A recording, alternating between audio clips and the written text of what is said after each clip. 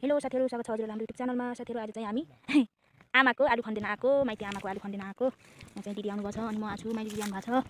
यहाँ चाहिँ भाइले चाहिँ खन्दै ओसार्दै गरिरहेको छ, आलु चाहिँ थुप्रो भएको छ। यहाँ चाहिँ अझै खन्नु अब धेरै चाहिँ छैन। आमाले चाहिँ हिजो आज बिहान चाहिँ खन्नु भएको रहेछ अनि हामी चाहिँ आएर खन्दै छौं। अझै छ खन्न, हेर्दै गर्नु होला।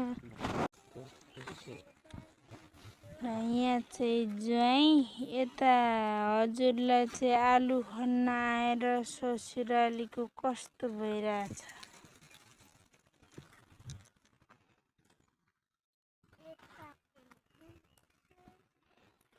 आलु खाने आलु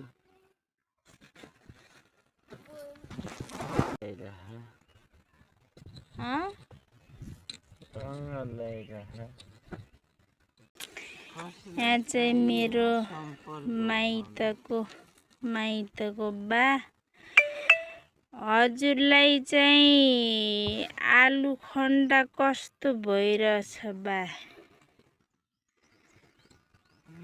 मलाई रमाइलो लागिरहेछ। कति रोप्नु भएको?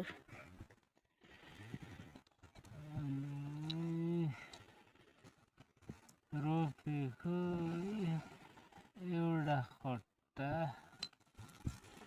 50 किलोको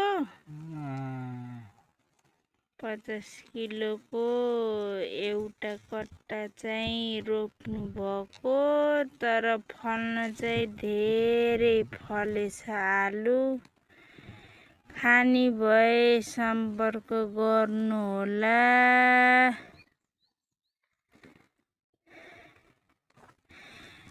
कति जति आयो होला?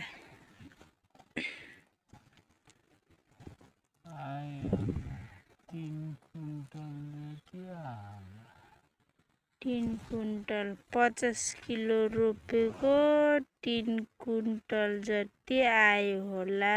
अझै यहाँ खन्न बाँकी छ, उतातिर पनि छ खन्न, अनि छेउमा पनि छ खन्नलाई, अनि यतातिर पनि खन्न छ।